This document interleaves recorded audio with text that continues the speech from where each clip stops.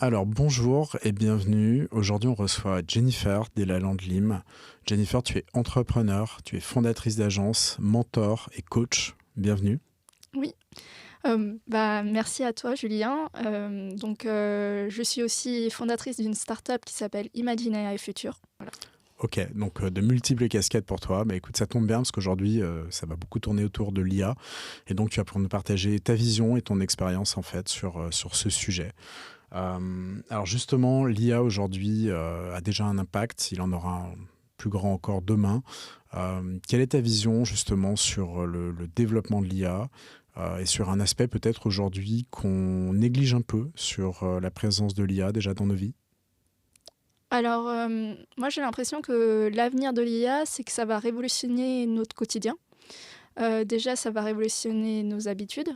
Euh, il y a 5 ans, Mark Zuckerberg il faisait rire parce qu'il utilisait l'IA pour raconter des comptines à ses enfants. Et maintenant, en fait, c'est vraiment génial d'avoir ChatGPT qui te crée des comptines alignées à la vision de tes enfants, à l'univers de tes enfants, etc. Donc ça, c'est le quotidien. Et sur le plan professionnel, j'ai l'impression que l'IA, elle est partout. C'est-à-dire que déjà, elle va révolutionner la façon de trouver des clients. Elle le fait déjà. La façon qu'on a de créer et de développer des produits, des services. Et je pense qu'à l'avenir, l'IA va s'inscrire dans tous les aspects de notre quotidien pour automatiser, optimiser, améliorer tout ça. Et je pense que ça va faire que les entreprises elles vont avoir de moins en moins besoin, malheureusement, de grosses équipes. Mais ça va permettre un côté plus créatif et un côté plus chef d'orchestre. Donc demain, tous créatifs, tous chefs d'orchestre avec une multitude d'agents IA autour de nous. Oui. J'ai l'habitude d'écouter pas mal le podcast Comptoir de l'IA. Oui, Et tout à fait, de Nicolas Guyon. oui, tout à fait. Et je suis assez toujours subjuguée et impressionnée par tous les experts qui passent sur son podcast. Et j'aime imaginer que demain, un peu comme dans les films futuristes de Judge Dredd, etc., on soit tous là à orchestrer les machines. Parce qu'en fait, est-ce que ça a du sens de toujours faire la même chose? En fait, on a l'impression de s'épuiser à envoyer des mails, s'épuiser à faire toujours les mêmes tâches pour toujours le même objectif, hein. Faire toujours plus de chiffres, faire réaliser ses rêves, atteindre ses objectifs. Et je pense que en fait, ça amène une nouvelle façon de faire, puisqu'en fait, on donne des ordres, on prompte aujourd'hui, puisque ChatGPT a démocratisé l'IA. Aujourd'hui, rien qu'avec une instruction, on peut dire à l'IA quoi faire, quoi dire, quoi penser. Et je pense que l'avenir, ça va être... on va dire ça à des machines, on va dire ça à des robots qui vont nous assister dans notre quotidien. Et je pense que ça va faire que peut-être notre vie, elle sera plus agréable parce qu'on aura plus de temps pour nous. Alors effectivement, parce que beaucoup de tâches finalement du quotidien seront prises en charge par des IA, des tâches de notre quotidien personnel et puis des tâches répétitives, professionnelles, comme tu le disais, faire des relances de mails, gérer un planning par exemple. Ça, c'est des choses qu'on pourra confier, qu'on peut déjà confier d'une certaine façon à l'IA, à des agents IA. Malgré tout, comment faire pour maintenir une dimension humaine au milieu de tout ça? Parce qu'est-ce qu'on risque pas de se retrouver chef d'orchestre, mais dans une bulle d'IA? Et comment maintenir, notamment dans la santé, dans l'éducation, dans la créativité en général, dans le milieu de l'art, la dimension humaine qui quand même est indispensable? Alors, je pense justement qu'au contraire, le fait que l'IA s'insère dans notre quotidien va nous laisser du temps pour ce qui est important. Notamment dans l'univers de la santé, si on laisse à un chatbot et potentiellement à des IA qui parlent le fait de diagnostiquer des choses basiques, on va pouvoir avoir des spécialistes qui traitent les vrais cas, c'est-à-dire les cas cancéreux, les cas complexes. Ça va laisser du temps à vraiment une interaction humaine, parce qu'aujourd'hui, il y a des médecins qui se font appuyer par l'IA pour prendre les notes, ce qui change la donne, parce que le côté administratif, le côté pyjama des médecins prend énormément de temps. Parce qu'en fait, quand ils rentrent de leur boulot, ils reprennent leurs notes, ils reprennent leurs cas patients, etc. Et c'est tout ce temps qu'ils peuvent garder pour passer du temps avec leur famille. Et donc, quand ils sont, grâce à l'IA, euh, au- dans leur journée, dans leur routine, ils vont avoir plus de temps pour faire ce qu'il faut. Donc ça, c'est génial. Sur le plan de l'éducation, il n'y a pas longtemps, j'étais invitée sur le Techno Exponent. C'est une conférence internationale qui réunit les universités de Berkeley, MIT, Harvard, etc., ainsi que des universités du monde entier pour s'interroger sur l'avenir de l'IA et l'éducation. Aujourd'hui, il faut bien dire à nos enfants qu'il ne faut pas qu'ils copient bêtement les réponses de ChatGPT. Ça n'a aucun sens de prendre les réponses de Claude AI, etc., de Perplexity, pour les retranscrire bêtement à leurs professeurs. C'est pas ce qu'on attend d'eux. C'est plutôt de développer leur façon d'apprendre, de s'éduquer, d'améliorer leur capacité cognitive. En fait, on enlève aux enfants cette surcharge mentale de savoir quoi penser, quoi dire. On n'a plus le syndrome de la page blanche aujourd'hui grâce à l'IA. Et ça fait que l'éducation à l'avenir, ça va être plus comment tu penses, comment tu entrevois les chemins vers ton objectif et comment tu vas pouvoir être enfin aligné à toi-même. C'est-à-dire qu'avant, on ne prenait pas le temps, on était un peu des robots en fait. Tout le monde fonctionne pareil parce qu'on t'a toujours dit à l'école, il faut faire comme ci, il faut faire comme ça. Et là, on peut prendre le temps de prendre du recul et se dire, ah, moi, mon caractère, c'est comme ça. Alors, je vais plus aller chercher comment je peux atteindre mon objectif, mais tout en conservant qui je suis. Donc, c'est assez prometteur, je trouve. Donc on oublie les exercices où on apprenait par cœur et où on récitait une poésie ou ce genre de choses, et on va plus vers le développement peut-être de l'esprit critique et un enseignement personnalisé qui ferait de nous finalement plus qu'un élève ou un étudiant, déjà un citoyen avec le développement d'opinion, d'une vision en fait pour la vie en général. Il y a un peu deux écoles. Il y en a qui se disent il est hors de question qu'une machine calcule à ma place. Mon cerveau, il est capable de faire des additions complexes. Et donc, c'est la gymnastique du cerveau qui est importante. Et il y en a d'autres qui disent pourquoi s'embêter à faire cette gymnastique dans mon cerveau alors qu'une machine, elle est capable de faire mieux. Mais il faut savoir que l'IA, c'est très gourmand en énergie. Électrique, etc. Donc moi je me dis, il faut ce juste milieu entre ces deux mondes, avoir suffisamment d'intelligence développée en soi pour comprendre toute la théorie et la pratique, et en même temps se dire que s'appuyer sur des machines, c'est moins s'épuiser, et donc il faut faire la part des choses, je pense. Il y aura forcément beaucoup de cas où l'humain il a encore toute sa place, quoi. Donc avoir recours à l'IA, mais peut-être pas de manière systématique, Ouais, et bien dans des choisir. moments où elle a une véritable valeur ajoutée. Oui. Bon, je sais qu'il y en a qui vont me détester, mais souvent, là, de plus en plus, il y a des magasins qui sont orchestrés par des machines, par de l'IA, etc. Je sais qu'il y en a beaucoup qui tiennent à leur boulot de caissier, d'avoir ce contact humain avec les personnes, mais peut-être ça va amener d'autres façons de vendre, d'autres façons où en fait on va avoir plus de conseils en rayon, parce qu'on se plaint souvent qu'on n'a personne pour nous conseiller sur un produit. Peut-être que puisqu'en caisse on a moins de personnes, on va avoir plus de personnes pour nous conseiller sur quel matériel utiliser, et du coup ça augmentera les ventes. Donc ça a un petit côté positif. Je pense qu'il faut réorienter tout ça à travers le temps. Il y a aussi, je pense, pour les gens qui exercent ces métiers, la peur d'être remplacés par, entre guillemets, du rien, de leur point de vue, et surtout une remise en question de leur place dans la société, dans le monde du travail, puisqu'on se définit à tort ou à raison beaucoup par son travail et le rôle qu'on occupe. Donc il y a cette question-là de sens en fait qui se pose aussi. Et tu faisais référence au métier de caissière par exemple, le fait de remplacer des caissiers ou des caissières par des caisses automatiques, c'est quelque chose qui est parfois effectivement pas très bien accepté, même par les clients dans certains cas. Ah oui, et puis Je pense qu'en fait, ça chamboule tout parce que dans notre quotidien, déjà, pour la plupart, pour 50% des emplois, on est beaucoup devant les écrans. Donc d'être encore une fois devant une machine pour faire ses achats, c'est encore une fois être confronté à la même routine.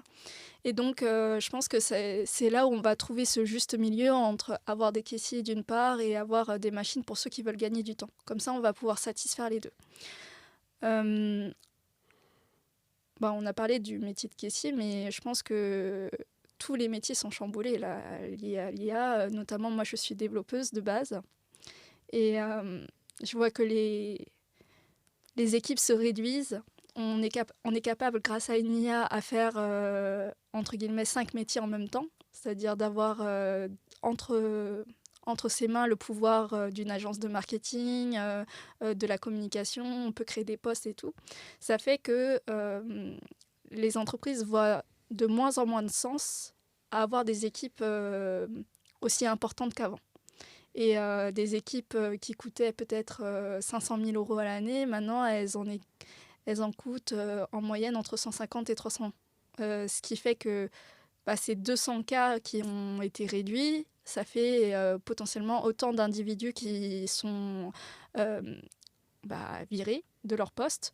Et ça fait que l'avenir, quand on dit que on va avoir de plus en plus d'entrepreneurs, de plus en plus de gens qui font par eux-mêmes les choses, l'IA est pour beaucoup. Alors justement, si on parle du métier de développeur, il y a aujourd'hui déjà des solutions qui existent, qu'on appelle le no-code, qui permettent de créer une application, une landing page, un site, sans avoir effectivement de connaissances techniques pures et dures, c'est-à-dire sans faire de ligne de code. Ça fonctionne plutôt bien. Toi, tu connais bien le sujet, parce que tu es aussi experte sur ce thème-là. Demain, ou déjà peut-être aujourd'hui, avec le no-code et l'IA, ça veut dire plus de développeurs en entreprise. Et du coup, quel avenir pour ces personnes? Est-ce qu'on aura des experts techniques finalement à un très haut niveau et des équipes, seulement des équipes marketing et produits? Je dirais que le code est toujours important parce que le no-code a ses limites. Parce que le no-code, en fait, c'est créer des patterns, créer des schémas reproductibles. C'est-à-dire que dans un site, dans une application, on a toujours les mêmes schémas. On a un formulaire, le fait de s'authentifier, le fait de régler dans un CRM des contacts ou toute autre information nécessaire à une entreprise, de la donner, simplement. En revanche, oui, tu as raison, Julien, on va arriver à une ère où on va pouvoir faire du personnalisable grâce à l'IA. Et donc, il y a un monde qui se scinde entre les no-codeurs et les codeurs. Et encore, ça permet à des codeurs d'être intelligibles pour des no-codeurs. J'ai l'impression que l'IA supprime les barrières de complexité. Et ça va faire que demain, moi je le vois parce qu'il y en a qui conçoivent complètement, grâce à du prompt, des jeux vidéo en ce moment. Ils commencent petits par des Space Invaders, etc. Mais après, ils commencent à créer des univers ils allient l'IA générative des images, des vidéos et le fait d'avoir du code Unity, etc. Moi, je pense que ça va amener des personnes qui se sentaient incapables de faire certaines choses à se sentir capables. Parce qu'ils ont la puissance des IA pour les épauler. Donc je pense que ça va améliorer considérablement notre façon d'entreprendre. Et ça va amener beaucoup plus de solopreneurs à croire en leurs rêves, à croire en leurs intentions et leurs ambitions. Donc de la même manière qu'aujourd'hui j'arrive à faire des choses assez formidables avec Midjourney alors que je dessine très mal, voire pas du tout, demain on peut être potentiellement tous créateurs de produits, tous solopreneurs grâce à l'IA. Oui, mais il ne faut pas faire d'amalgame, dans le sens que je pense aux artistes, là, ils ont une vraie crainte aujourd'hui, que ce soit des photographes, des peintres, des dessinateurs. Qui est légitime. Oui, elle est légitime, c'est-à-dire qu'eux, ils prennent énormément de temps dans leur art, c'est beaucoup d'efforts, beaucoup de créativité, etc. Là, on s'appuie sur des IA pour être créatif. Donc, il ne faut pas mélanger les deux. Notamment, aujourd'hui, il y a des entreprises comme Pix qui sont en train de s'intéresser au fait de rémunérer sous forme de royalties les vraies entreprises qui sont à la base de l'art de l'IA générative, puisqu'on peut voir que parfois des IA génératives se basent sur des œuvres comme Picasso, etc. Enfin, tout plein d'artistes. Et donc, je pense qu'il va y avoir un clivage entre ceux qui pensent que c'est vraiment de l'art et ceux qui pensent que ça n'en est pas. Mais c'est un peu comme... moi, je le vois comme un nouvel outil. Avant, on trouvait que c'était triché de commencer à avoir des réponses via Google. Et ben maintenant, on pense que c'est triché d'avoir des réponses via l'IA. Et donc, il faut qu'on se dise que c'est une nouvelle façon de créer. Et peut-être que cette nouvelle créativité née en tant qu'utilisateur de l'IA va amener d'autres formes de créativité. Et donc, j'aimerais parler à tous ceux qui ont peur de l'IA par rapport à la créativité, qu'on leur vole leur boulot, etc. Peut-être qu'ils devraient se tourner vers un côté hybride, où ils font des choses par eux-mêmes parce que ça les passionne, mais peut-être que l'IA va pouvoir, comme un outil comme un autre, les aider à aller encore plus vite dans leur process de créativité. Oui, c'est un outil effectivement qui s'ajoute à ceux qu'on possédait déjà. La photographie n'a pas fait disparaître la peinture, par exemple. Quelqu'un m'a dit l'autre jour que l'IA, c'était la nouvelle électricité, qu'elle serait partout et que bientôt on parlerait plus d'IA, mais parce que tout serait AI-powered, on va dire. Donc, c'est effectivement quelque chose qui s'impose et contre lequel on peut difficilement aller. Donc, autant effectivement l'intégrer. Je pense que c'est un peu le message qu'on peut faire passer autour de l'IA. Oui, le patron d'OpenAI, il dit souvent AI-ify le monde actuellement. Je suis assez d'accord avec sa vision parce que, en fait, l'IA ne laisse pas le choix. Elle s'insinue dans tous les secteurs d'activité. C'est-à-dire qu'elle va laisser un peu sur le carreau des entreprises qui ne s'y mettent pas.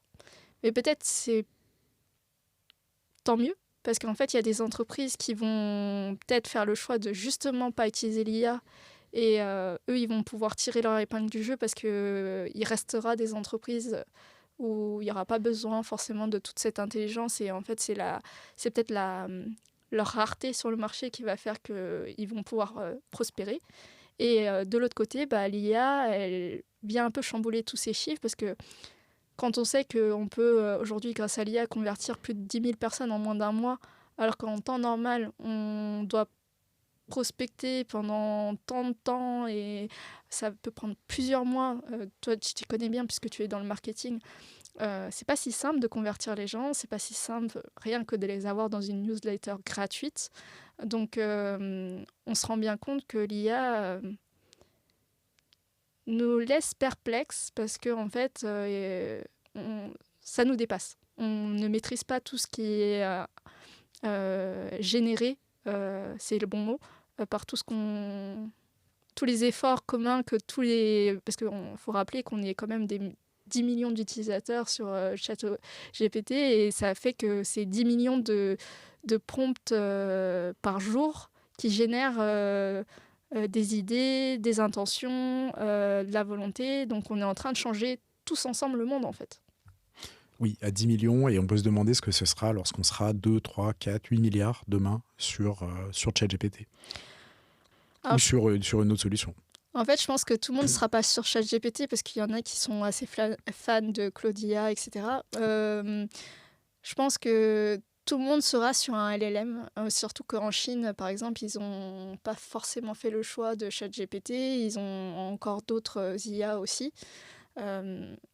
On est face à une ère où les LLM vont prendre de plus en plus de place et ouvrent une nouvelle manière de développer. Yann LeCun, il n'est pas trop d'accord sur le fait que le LLM soit une fin en soi. Je suis assez d'accord avec lui sur cet aspect parce que je me dis que, ok, la parole et les textes et notre façon d'intégrer des images y est pour beaucoup, mais en fait, faut comprendre que les IA, quand on comprend la définition, c'est un clone de l'humain. C'est un clone des mécanismes cognitifs de l'humain. C'est quand on parle du test de Turing, L'idée derrière, c'est de se rapprocher de plus en plus de la façon de penser de l'humain. Et l'humain, il pense bien sûr en parlant, en pensant. Je pense qu'il va falloir amener de nouvelles manières d'entraîner les IA, autres que par les LLM. Et c'est ça où je pense qu'on va pouvoir se démarquer à l'avenir et créer peut-être la fameuse Edge AI qu'on attend.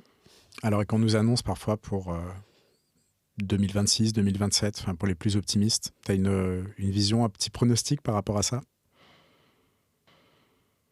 Alors, on est en 2024. Moi, je pense que on pourrait y être courant 2030, à mon avis, parce que ça va plus vite que la musique aujourd'hui. Mais cette définition de l'AGI, elle est propre à chacun. J'ai l'impression que tout le monde la voit différemment.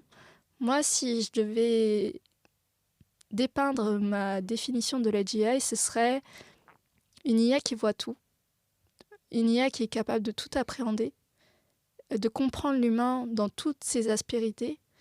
Et j'espère qu'on les aura entraînés pour nous faire du bien et non pas le contraire.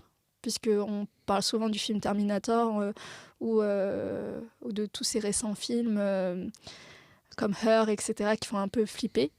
Mais en fait, les IA sont des algorithmes qu'on entraîne nous. Donc à nous de leur montrer la voie comme un enfant de ce qui est bien et de ce qui est mal. Et de lui apprendre l'intention de faire les choses bien. Alors justement, c'est intéressant parce que les fondateurs de start-up IA, ou les gens qui intègrent finalement l'IA, sont confrontés à des défis qui sont quand même très spécifiques par rapport aux autres fondateurs dans la tech. Est-ce que toi, tu en as identifié avec ton expérience en fait de fondatrice, et ça, c'en est un, les valeurs qu'on veut inculquer à l'IA. Est-ce qu'il y en a d'autres en fait spécifiques? Alors moi, je vais rappeler le contexte de mon entreprise. J'ai donc créé une start-up qui s'appelle Imagine AI Future avec mon associé Noémie Foucard. Et notre intention, c'est de créer des IA en capacité de comprendre l'humain pour pouvoir le servir lui. Alors c'est une donnée normalement qu'on ne dévoile pas trop parce qu'en ce moment on est en pleine recherche de fonds d'investissement, mais je vais juste vous pitcher en 2 mots. Notre IA, c'est le projet SEE, comme le verbe voir en anglais. Des IA qui te facilitent la vie, qui sont en capacité de comprendre ton caractère, la cartographie de l'humain, puisque mon associée est chercheuse en mécanisme cognitif. Elle est chercheuse pour comprendre toute la map humaine qu'elle a créée par elle-même. On ne parle pas de human design, là, on parle de polarisation de l'humain, le fait qu'il soit alimenté par des expériences positives, négatives, des éléments neutres, qui fait que c'est sa propre identité et sa propre unicité. Et ce qui va faire que quand mon IA, qu'on est en train de développer avec Noémie, quand nos IA vont aider les êtres humains, elles vont pouvoir les aider à les guider vers leur meilleure vie et leur meilleur être. Donc, ça fait un petit peu peur comme ça, dit comme ça. Un peu, parce qu'il ne faut pas que l'IA finalement te manipule au niveau de choix cruciaux dans ta vie. Donc, d'où l'intérêt encore d'avoir une forte dimension éthique en fait dans la création de l'IA, l'alimentation de l'IA. Oui, c'est pour ça qu'on a créé tout un comité d'éthique avec des scientifiques, avec des psychiatres, des psychologues, des personnes qui sont contre l'IA parce qu'on voulait être challengés. L'idée derrière, c'est qu'aujourd'hui, quand on orchestre les IA, on leur donne plein d'intentions, plein d'ambitions et de volontés qu'on a nous en tant qu'être humain. Et si tu avais une IA qui est en capacité d'appréhender tout ce que tu veux entreprendre, et si tu avais une IA qui était en capacité de te dire, selon ton caractère, moi je pense que la meilleure façon de faire ce que tu veux faire, c'est comme ça. Elle va pas forcément te forcer ni te dire comment faire les choses, mais elle va t'indiquer des pistes. Et c'est là où l'humain, il a toute sa place et il est important parce que notre jugement, c'est notre responsabilité.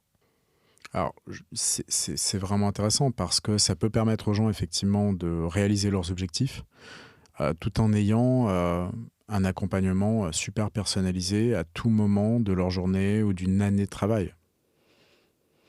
Oui, et souvent on me pose la question, est-ce que c'est une IA de développement personnel? Ça va bien au-delà de ça. C'est une IA qui est en capacité de cartographier qui tu es physiologiquement, dans ton mental, dans ta façon de penser, etc. Parce qu'en fait, elle va interagir avec toi, j'espère, tout au long de ta vie. Moi, j'ai l'ambition avec Noémie d'avoir une IA que tout le monde va avoir dans sa poche. Parce que si elle est en capacité de comprendre qui tu es dans toutes ses aspérités, elle va être capable de t'aider à survivre à toutes les étapes de vie. En fait, dans ta vie, tu vis des obstacles, tu vis des ruptures amoureuses, tu vis des ruptures professionnelles, tu t'es envahi de tâches quotidiennes qui t'alourdissent. Et si tu avais une IA qui était... et si, puisqu'elle s'appelle si, tu avais une IA qui était capable de t'épauler dans tout ça et de te faire sentir moins seul. Alors, effectivement, c'est une nouvelle technologie que tu développes. Est-ce que c'est une des décisions les plus, ou un des choix les plus risqués, les plus audacieux que tu aies pris dans ta carrière? Ou est-ce que tu le vois comme finalement la continuité de ce que tu as fait jusqu'ici? Pour moi, c'est le choix le plus audacieux parce que faut comprendre qu'aujourd'hui sur le marché, tous les LLM sont construits par des ressortissants du GAFAM. La plupart, ils sont sortis de Google, Facebook, donc de Meta. Et en fait, eux, ils ont déjà les connaissances, les appétences pour créer des LLM au sein de grosses structures. Et en fait, aujourd'hui, ils montent leur propre start-up pour créer leur propre LLM.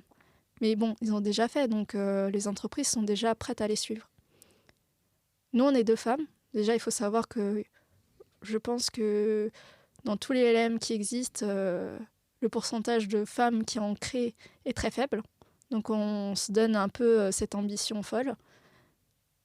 C'est pas, excuse-moi du terme, déconnant, parce qu'en fait, quand on voit tous les biais cognitifs qui sont introduits, parce que justement, l'initiation du LLM est faite par des hommes, je pense qu'il faut trouver ce juste équilibre. Nous, on aimerait créer une entreprise éthique où il y a autant de femmes et d'hommes qui viennent entraîner les IA à la base et qui viennent créer de nouvelles manières de les entraîner. Et donc, c'est pour ça que c'était important pour moi de m'associer à quelqu'un qui s'y connaît bien en mécanisme cognitif pour revenir à la base d'une IA, c'est-à-dire de comprendre le fonctionnement humain.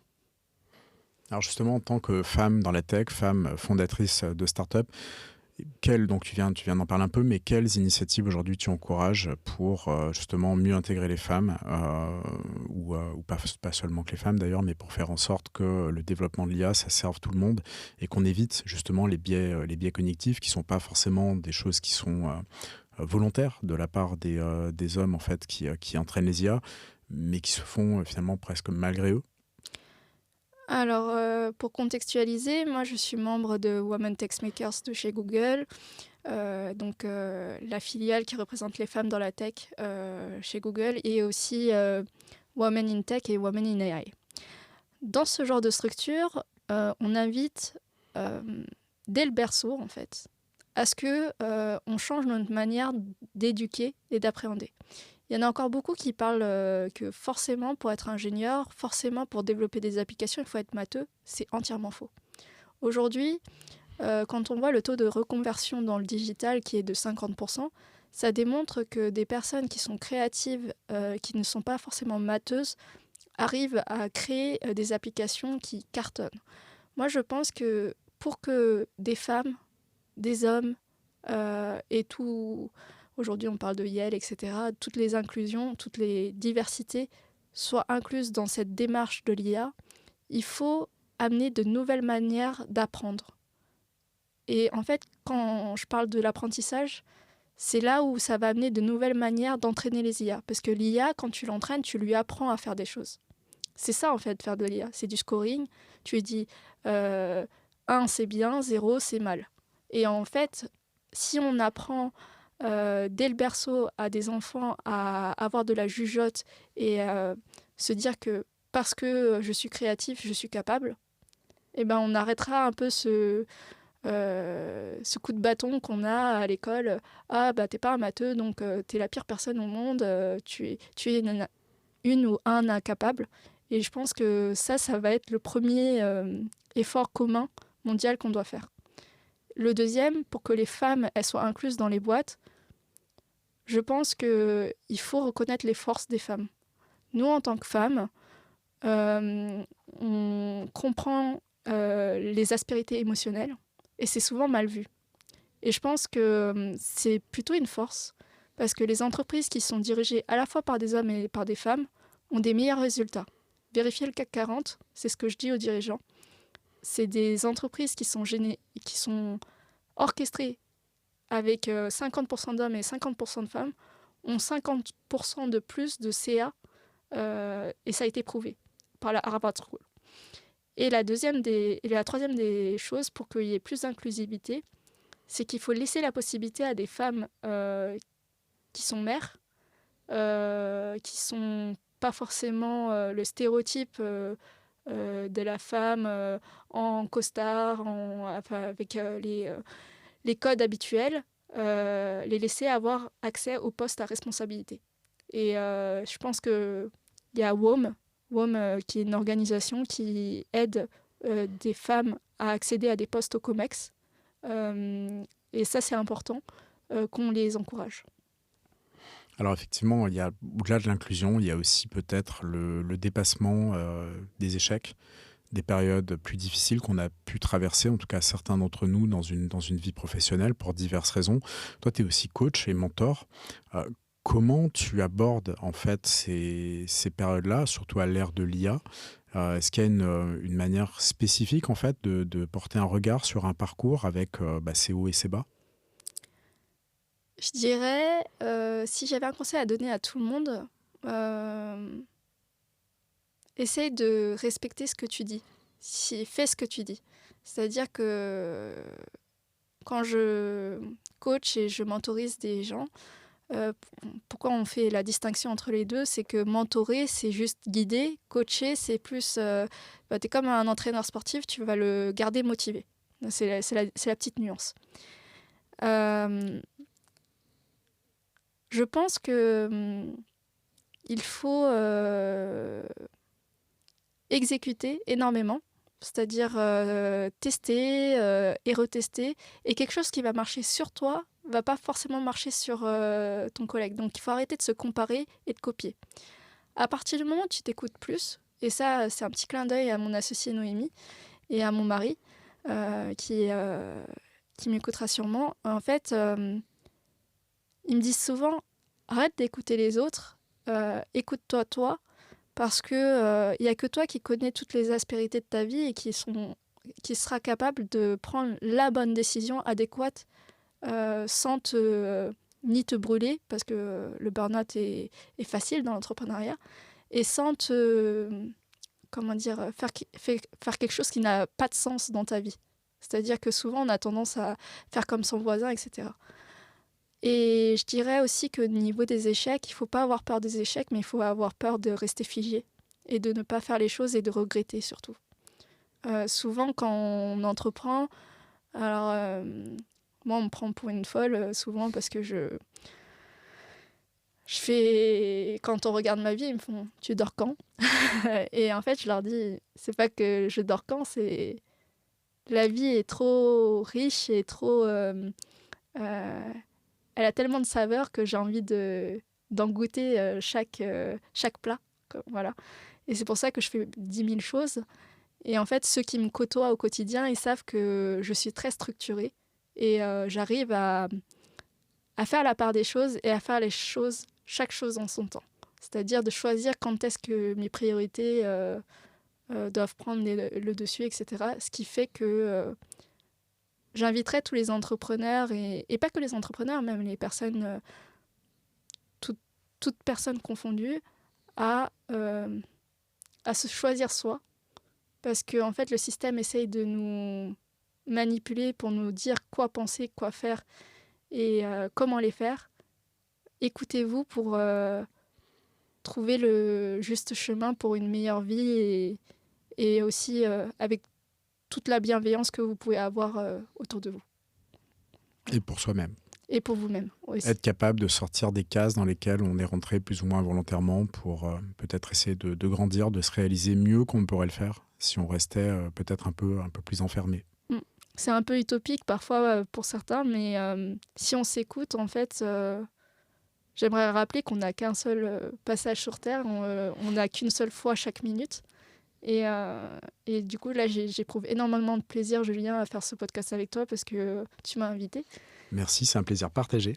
Et en fait, moi, j'aimerais inviter les gens à prendre conscience que chacune de vos minutes est précieuse.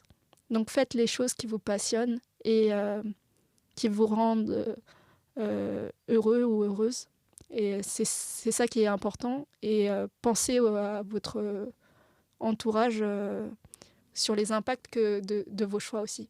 Donc voilà. C'est un beau message. Au-delà de l'IA, effectivement, je pense que penser à se réaliser, à l'impact qu'on a sur les autres et sur soi-même, c'est quelque chose qu'on devrait tous garder en tête. Donc, merci de le rappeler. Je pense que c'est important, surtout à l'époque, très chargée cognitivement, on va dire, qui est la nôtre, de savoir se recentrer sur ces sujets. Oui, en fait, l'IA m'a ouvert. C'est là où j'aimerais inviter plus de gens à s'intéresser à ce secteur qui fait un petit peu peur, parce que souvent les gens, comme tu l'as dit, ils ont peur d'être remplacés. Mais l'IA, il faut le voir comme l'extension de la vision de l'humain. Et c'est comme si elle nous permettait de faire des choses qu'on a toujours cru impossibles. Et en fait, l'IA m'a permis de voir que je pouvais faire encore plus vite, produire plus vite, mais sans me stresser. C'est-à-dire, je fais maintenant en 8 heures ce que je faisais en 32 heures peut-être. Et ça m'a permis de prendre du recul et d'avoir du temps pour me poser des questions existentielles sur est-ce que je prends assez de temps pour prendre du temps avec mon mari ? Est-ce que je prends assez de temps pour mes loisirs ? Et le fait d'avoir réduit mon temps d'exécution, je me suis dit, je peux enfin souffler. Peut-être qu'au lieu de remplacer ce temps gagné par encore plus de travail, je peux peut-être prendre du recul et dire, pause, ma vie, elle est telle qu'elle est. Qu'est-ce que je peux améliorer sur d'autres aspérités ?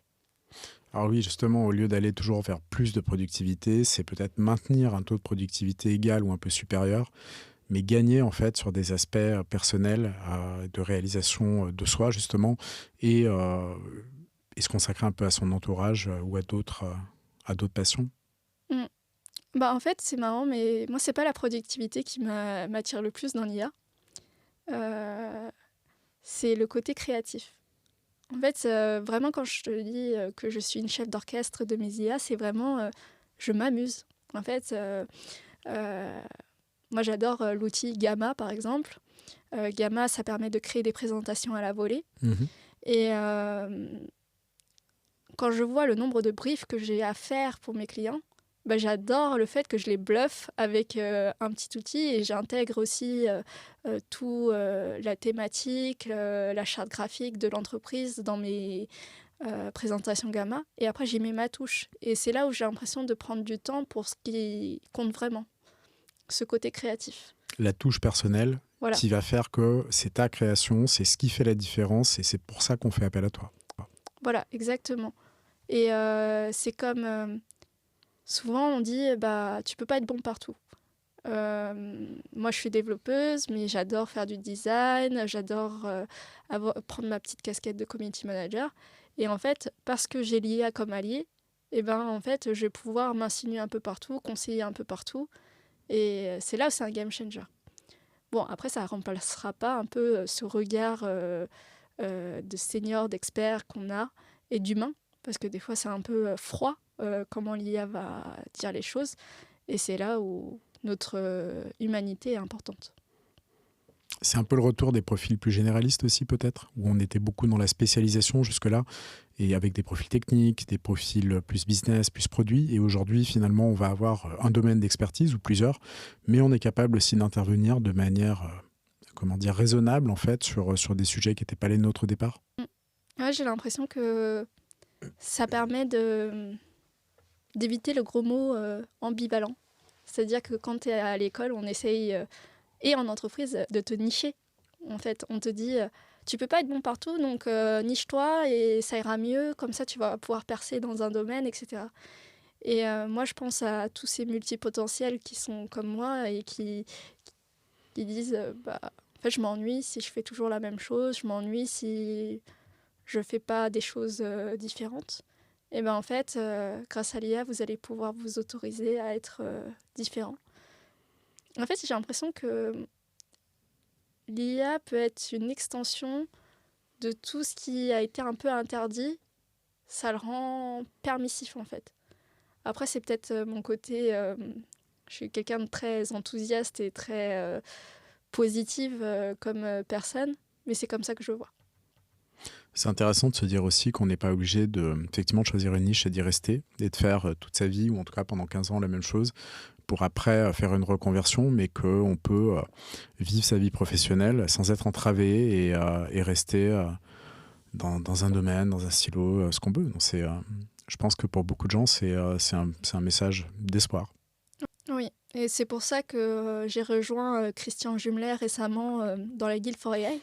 Alors, tu peux nous en parler, Guild for AI, qu'est-ce que c'est justement? Alors, la Guild for AI, c'est un écosystème dynamique qui permet à tout un chacun, et surtout la communauté francophone, parce que pour le moment, on se concentre sur la francophonie, parce que la tech a toujours été un univers ultra anglophone. Il faut savoir que quand tu es ingénieur, tu fais tes docs en anglais, quand tu codes en anglais. Et en fait, on a été assez disruptif, comme on dit, sur le côté francophone. On s'est dit, mais attendez, il y a une communauté francophone dans tous les pays qui existent au monde.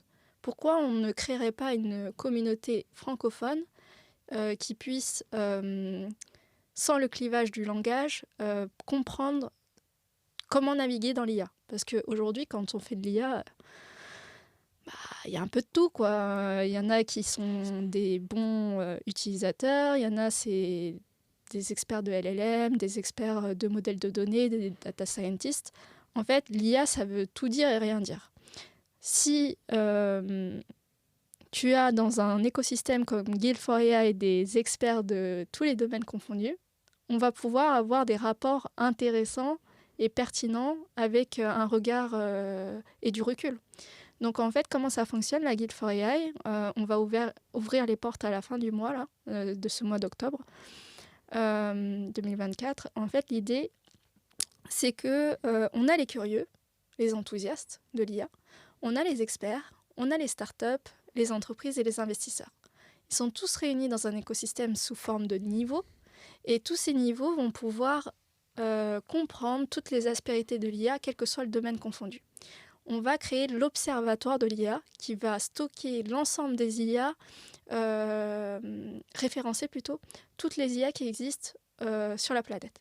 Et l'idée, c'est que tu as des experts qui vont explorer, approfondir des sujets et vont pouvoir te dire, bah voilà, je vais prendre un exemple précis, tu as Pi, qui est une IA psychologique, qui est une IA capable d'appréhender la psychologie de l'être humain. Et en fait, un expert va te dire, je trouve que les limites de cette IA, c'est ça, mais par contre, il peut servir tel ou tel cas d'usage. Et ça va nous permettre à tous les utilisateurs de notre communauté de pouvoir exploiter un peu les meilleurs outils, puisqu'ils ont été testés, et ça permet de leur faire gagner du temps. Et je pense aux investisseurs qui veulent investir dans l'IA, puisqu'on sait que ça représente plus de 50% des investissements aujourd'hui dans la deep tech. Ils vont pouvoir se dire, en fait, on a des rapports d'entreprise valorisés à temps, donc c'est là où il faut investir. C'est comme ça qu'on a construit notre écosystème, avec un comité scientifique, un comité de recherche, un comité d'investisseurs, pour aiguiller toutes les entreprises qui nous rejoignent. Et on peut postuler aujourd'hui pour rejoindre Guild for AI, comment ça marche? Oui, alors il faut aller sur guildforai.ai. Okay. Donc là, aujourd'hui, le site est tel quel, mais ne permet pas tous ces memberships. Je suis en train de développer la plateforme qui va construire ces memberships, et je dirais que dès le 1er novembre, vous allez pouvoir postuler à votre hauteur. Donc si vous êtes un curieux de l'IA, vous aurez pour 99 € par an la possibilité d'avoir pas forcément accès à l'écosystème parce que c'est une option. C'est-à-dire l'écosystème, vous avez accès, mais l'observatoire, c'est une option en plus. Mais vous allez avoir toutes les dernières tendances et toutes les initiatives dans l'IA et des formations gratuites, enfin incluses dans le forfait sur l'IA, mais ce sera les bases. Et si vous voulez des formations approfondies, vous aurez des tarifs préférentiels. Et par exemple, les experts, en fait, ils vont pouvoir proposer sur notre plateforme leur formation, mais il faut qu'ils passent par un phénomène de partenariat, puisqu'on ne va pas créer un marché de l'IA, on va créer des partenariats avec les entreprises qu'on estime avec un bon niveau, qui proposent une vraie valeur ajoutée pour les gens. Je pense notamment, aujourd'hui, dans l'IA, on parle souvent de l'IA pour les solopreneurs. Quand on voit les prompt engineering, c'est beaucoup ça. Là, par exemple, on s'intéresse à quels sont les prompts qui vont aider les médecins, quels sont les prompts qui vont aider les commerciaux ou encore la gouvernance des directeurs généraux d'une entreprise. C'est là où c'est intéressant d'aller encore plus loin dans cette démarche. Ok, donc quelque chose de personnalisé, validé par des experts et un écosystème dans lequel on peut trouver finalement des formations ou des accompagnements qui répondent aux besoins spécifiques qu'on peut avoir. Oui, en fait, on est en train de développer un SaaS Hmm. avec différents domaines d'activité. Tous les domaines qui puissent exister, on l'espère. Vous pourrez même faire des suggestions dessus de domaines qui ne sont pas explorés pour qu'on les explore pour vous. Puisque en profitant de notre comité scientifique, technique et d'experts, on va pouvoir avoir tous les insights au sein d'un même et seul écosystème. Ok, très bien. Donc début novembre, guild4AI.ai sera disponible en fait pour chacun pour commencer à s'inscrire et en bénéficier. Oui, en fait, là, jusqu'à présent, quand vous allez sur notre site, vous avez juste un petit formulaire, mais vous n'avez rien de plus. Et en fait, le nouvel écosystème va vous permettre de souscrire à ces différents niveaux que j'ai énoncés. Ok, parfait.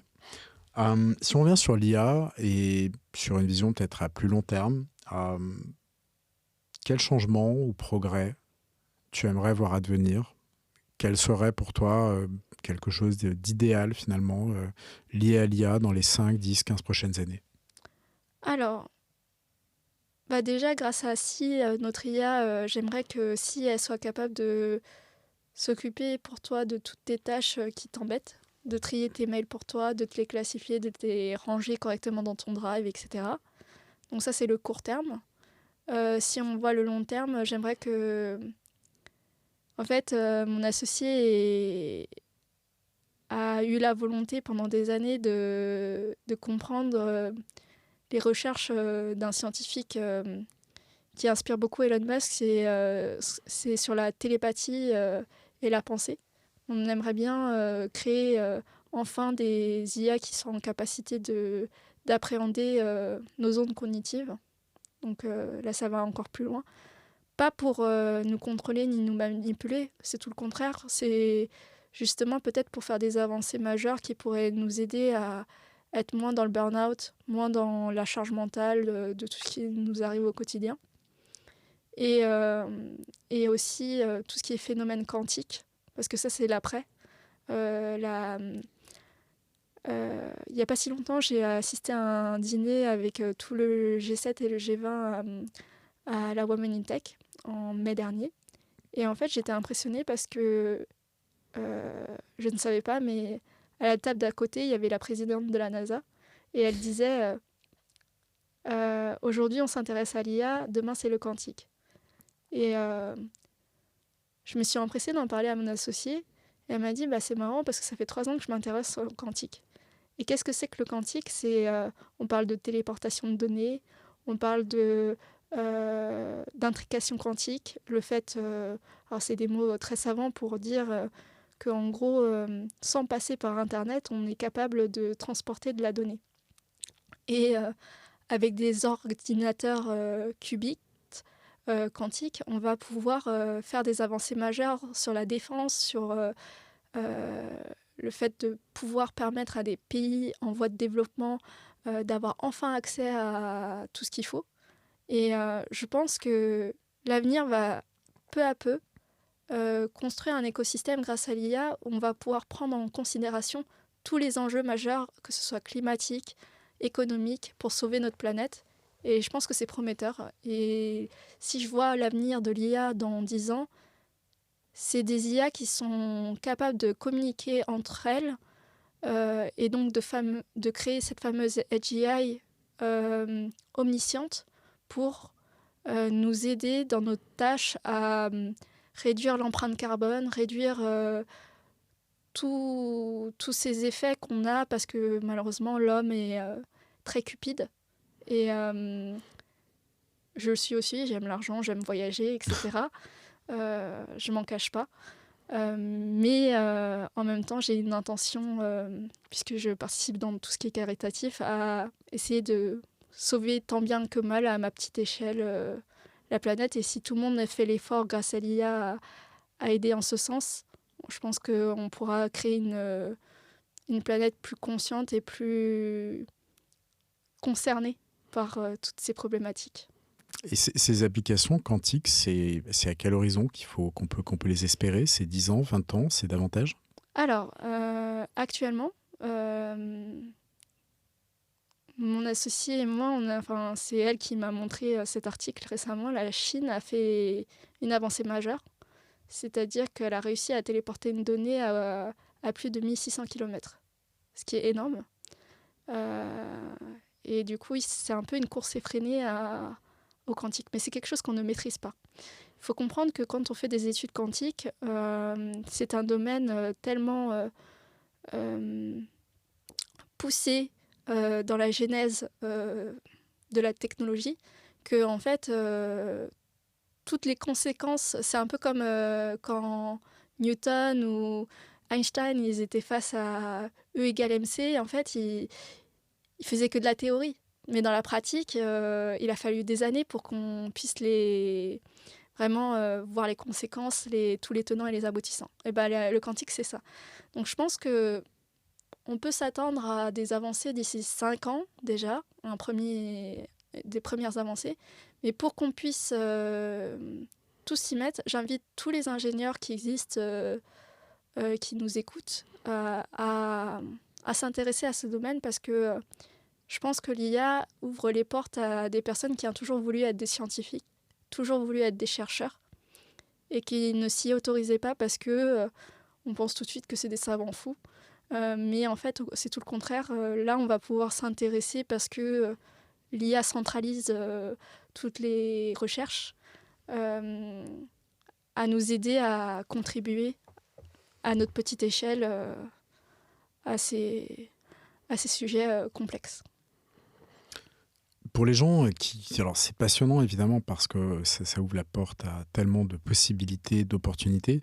Et justement, pour les gens qui nous écoutent, c'est quoi un peu la secret sauce qui permettrait d'intégrer l'IA dans son activité, je sais pas, dans un projet d'entreprise qu'on peut avoir? Comment est-ce qu'on s'y met finalement si c'est quelque chose qu'on ne maîtrise pas et surtout qu'on n'a pas vraiment encore abordé? Je vous invite, si vous ne savez pas par où commencer, à avoir un audit d'un expert IA. Vous pouvez me contacter. Donc, sur LinkedIn, vous pouvez me trouver Jennifer Delalande-Lim ou vous pouvez contacter mes confrères. En tout cas, il faut commencer par un audit. Alors, l'audit, on pense tout de suite les audits de comptabilité, de finance, etc. Oui, c'est ce que j'ai en tête là tout de suite. Oui. Il y a un nouveau mot qui sort qui est pas mal employé. Sinon, on parle de diagnostic. En fait, ce diagnostic va vous permettre de comprendre comment l'IA peut s'insinuer dans toute votre routine et vos process. Alors, je vais prendre un exemple précis parce que j'ai beaucoup converti des agences de marketing. Quand on est une agence de marketing, on a la stratégie de communication, la stratégie de marketing avec nos annonces, etc. Et si une IA pouvait nous épauler pour co-construire avec nous toute cette stratégie, ça ferait que si, par exemple, on a quelqu'un d'expérimenté qui connaît bien les choses et lui, il n'a pas besoin d'une IA pour créer ses stratégies, et quand il doit donner un peu des instructions à un jeune stagiaire, ça lui demande beaucoup de temps pour transmettre.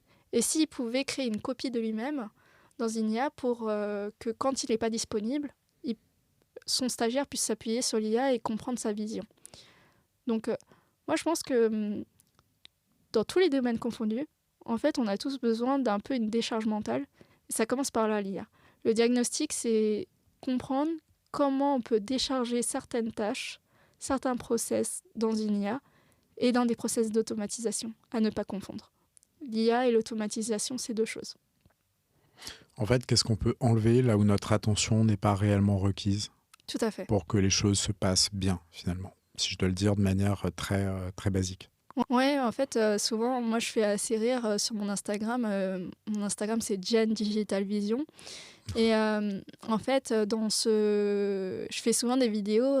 Et si tu imaginais que tu es au restaurant et que tu valides un de tes devis en un coup de main parce que ton IA elle est en train de te notifier que il a détecté qu'il doit envoyer un devis à ton client parce que tu as discuté avec lui pendant 3 semaines et ça y est, là, il est prêt à passer à la caisse parce qu'il a besoin d'avancer sur son projet, d'avancer sur ses prestations.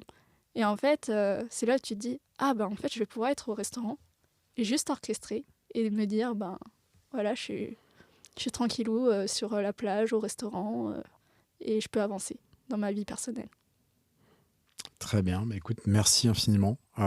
On a beaucoup parlé d'IA, donc pour terminer, moi j'aimerais te demander si tu devais, parce que tu es très curieuse et tu aimes faire beaucoup de choses simultanément, mais si tu devais te lancer dans quelque chose qui n'a rien à voir avec tout ça, est-ce qu'il y a des domaines qui t'attirent et dont tu n'as pas encore eu l'opportunité, je ne sais pas, de découvrir les tenants et les aboutissants? Alors, moi, je suis une pianiste de base. Donc, quand je ne suis pas sur mon clavier d'ordinateur, je suis sur mon clavier de piano. Et en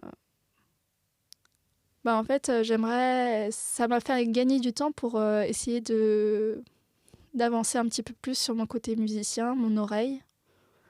Où là, en fait, on s'écoute que soi et on se fait du bien. Voilà.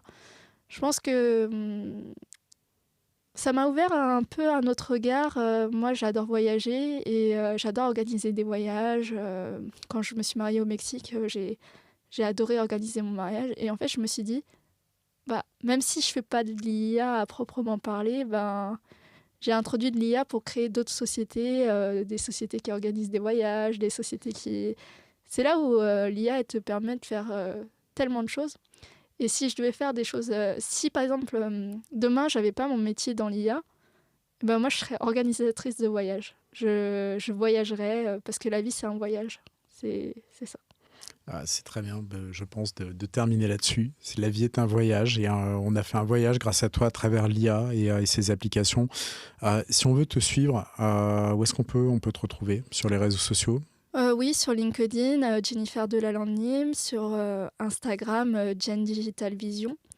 Et vous verrez que du coup, je forme dans l'intelligence artificielle, mais pas que. En fait, j'accompagne les entrepreneurs à être plus à l'aise et les entreprises ainsi que les dirigeants à naviguer dans l'IA et dans les nouveaux codes de la société actuelle. Et donc, mon intention avec notre boîte Imagine.ai, c'est de construire et des prestations, des services sur mesure pour les entreprises. Donc, on les accompagne à être formés à comment prospecter avec l'IA, comment trouver des clients avec l'IA, ou encore comment décharger un petit peu, comme on l'a dit, toutes ces tâches dans leur quotidien, parce que je pense que ça n'aura plus de sens de faire nos tâches sans passer par l'IA. Donc, voilà. La décharge mentale, j'aime beaucoup ce terme. Ouais, moi ça... En fait, je suis une acharnée du boulot. Je travaille de 9h à 23h et je me suis enfin autorisée à faire des demi-journées parce que j'avais l'IA dans la poche. Donc voilà. Ok, donc on conseille à tout le monde effectivement de se reposer sur l'IA pour éviter peut-être les 9h, 23h, sauf ceux et celles qui le souhaitent. En tout cas, merci beaucoup Jennifer, c'était passionnant de te suivre et j'espère qu'on te retrouvera peut-être pour le lancement de Guild for AI, mais en tout cas on suivra ton actualité avec beaucoup d'intérêt. Merci beaucoup. Merci beaucoup.